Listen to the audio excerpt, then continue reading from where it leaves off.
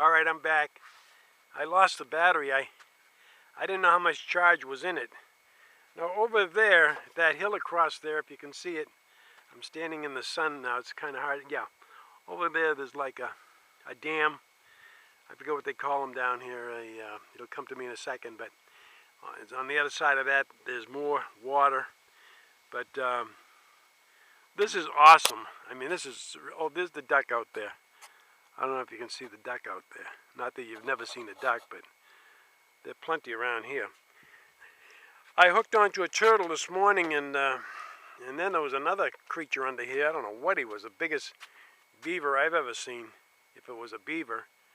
But I'm going to try to set up and talk a few minutes, and bear with me because I've got to try to hook the camera up, and I'm out here in the wild, and so let me see what we can do. Meanwhile, you guys can look around here. I just want to talk about my campaign today and how it's going, and actually it's not, I can't say that it's going. It's going very slow, and I think the average person would have given up by now. I've been in this thing for about a year. I'm sure they would have given up by now, but I don't give up. I feel like God called me to this, and I'm having fun. Hey, as long as you're having a good time, and all is well. Let me see. I want to put this out. I can check on it. Let me see. Yeah, it's okay.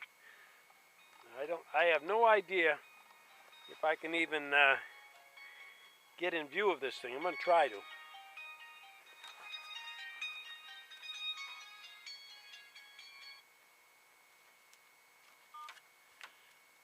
All right.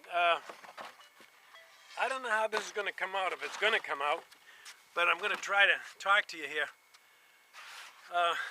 The campaign, like I said, I look on my computer. I have on the YouTube and Facebook and everything, and I don't know if anybody's listening, but I'm going to keep putting it out there. I'm going to keep talking, and if God is in it, it's going to break loose one of these days. But the game plan now is my son is coming down here. He was down here a few weeks ago for a few days, and him and I had a wonderful time. Father and son, you got to spend time with your boy. And well, he's a young man now. And while we were down here, we found a pickup truck that he liked. And so when he went back home, I was getting ready to do my campaign. I was going to go out to the Northwest, Oregon, and out that way. And I got to thinking about the little pickup truck and spending more time with my son. So instead of going out through the Northwest and Oregon and up towards Washington, I decided, why don't I do the East Coast? He can fly down here. I'll meet him with the truck. We'll spend 4 days on the road, him and I together. He can't be too long away from his kids. He's got 3 girls and a little boy. My son is the best dad anybody could ask for. He's responsible, loves his children, doesn't want to be away from them. So we'll have 4 days, and I'll do some campaigning, and we'll have some time together, father and son. And then I'll go up to New England. I'll get to see the grandchildren and spend time with them, spend a little time, and I'll take it from there. I don't know what I'll do from there or about getting back. Plenty of ways to get back, but I was thinking of a way that I could take more time coming back and stay on the road, but nonetheless, that'll all work out. It always does. But I'm anxious to get into more business of the country, discussions and topics that we need to talk and discuss about. But I've been really working and putting aside money so I can have this trip. I don't take any money from anyone because, as I told you before, we need to prove God. And if He has really called me to this, He'll see me through it. If He doesn't, then probably I didn't hear from Him, right? But I believe I did. And so far I've got peace and joy, and I'm encouraged. And God has been there for me. I want to tell you a little story. Another man and I cut down about an 80, 90-foot pine tree. It was about 3.5, 4 feet at the base. It was totally dead. There were dead branches all the way up to the top. And the top was rotted about 10 feet from the top. We cut the tree down, hit the ground. I started cleaning up the debris, working from the top of the tree back to the trunk and cleaning up the yard and the area. We like to leave it cleaner than we found it. And I heard a mother squirrel crying like I've never heard a squirrel cry before. I spent a lot of times in the woods. And I said, what is her problem? And I looked down at my rake, and on the rake there was a baby squirrel that was dead. And so I said, Lord, would you please tell that mother I'm sorry? And immediately that mother squirrel stopped crying. Now, some of you may make a joke of that, think that's not important. The Bible tells us God even knows when a sparrow falls from the sky. And he cares about a little mother squirrel. So don't tell me he doesn't care about us and our nation and the way we're going. We're in trouble. And God wants us to repent. Say, we're sorry. Like I said, tell that mother squirrel, tell Jesus, we're sorry for our transgressions. We're sorry for the things we've done. We're sorry the way our lives are so jacked up sometimes. So, in a nutshell, I told that story. I had another guy later on this week. Little miracles are important to me. I do some work for a man, and he sent me out to take care of his brother-in-law. His sewer line was all plugged up. We have this 50-foot line, and you have to try to go in far and plow through the pipe to free up whatever's in there. And there was a tree right over the pipe. More than likely, that tree has gotten into that pipe because I could not push clear through on that. So I walked over to the man, and I was like, I'm sorry, this is going to have to be dug up and find out where the breach is. But then I said, no, wait a minute, why don't we just say a prayer? Now, I don't know this guy from Adam's House Cat. I don't know what he was thinking. But I said, Lord, this man, he had a beautiful home. He was a brother. And I said, Lord, he doesn't need this aggravation, I'm sure. Could you help us out here? Can we free this line up? So I went back, and I had my doubts, but I said the prayer. When you pray, you gotta trust God. He can do anything. I started pushing on that line and pushing on it and pushing on. And the Lord, I said, you got to help us out here. All of a sudden, swoosh, it all freed up and went out. And I looked at the brother. He was some happy. I was happy. He said, what do I owe you? And I said, we don't charge for miracles.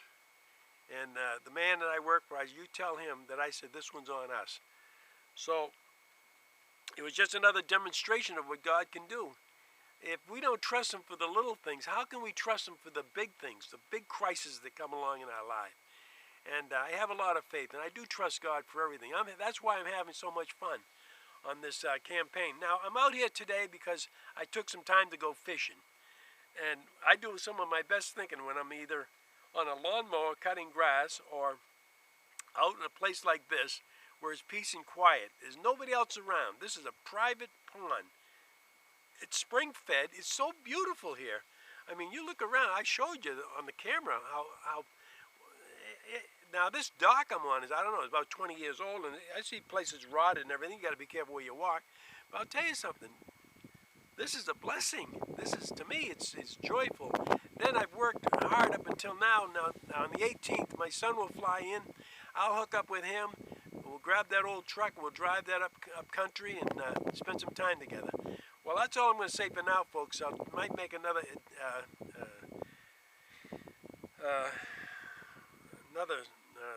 addition to this. But right now, I'm so excited, and I'll be on the road, and I'll make another tape, and I'll let you know how things are going. But so far, even though it doesn't look good, I mean, as far as me getting out there, it's not my job. If God calls me, he's going to get me out there, and it'll be wonderful to see how he does it, because God is like that. We have our ways, he has his ways. And it's important for me to get my message out there. We need a man of God in Washington, a man in troubled times. I'm a friend of God, and I love him, and I live daily for him. I trust him, and yada, yada, yada. Ay, ay, ay. Anybody talks about himself too much is not a good thing. But I'm talking in the sense that I love the Lord, and he's helped me and made me what I am. I'm really nothing. I'm just a pilgrim. But you know what? God can take a pilgrim and use him. So I'm just trusting God. I love people. I'm not afraid to step up to the plate to anybody. I can debate the best of them, and I don't have to back down, say I'm sorry, excuse me, I'm not that well educated, because God gives me wisdom. So anyways, I'm going to shut it down for now. I don't even know if I'm still on. I'm going to check the camera, see if I'm still on. How do you like that? I'm still on. All right. All right, well, just look around a little more, and I want to show you this place one more time. And boy, it's beautiful. It is so, look at that beautiful sky.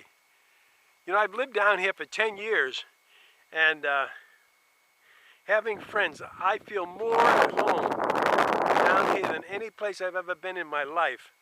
I lived in Massachusetts. I lived in Phoenix, Arizona. Not Phoenix, Scottsdale, Arizona. No, not Scottsdale. What the heck is that place up in the mountains there? Red Rock Country. Sedona, Arizona. I was up there for 4 years. But down here for 10, I have loved ones, friends, and precious people around me.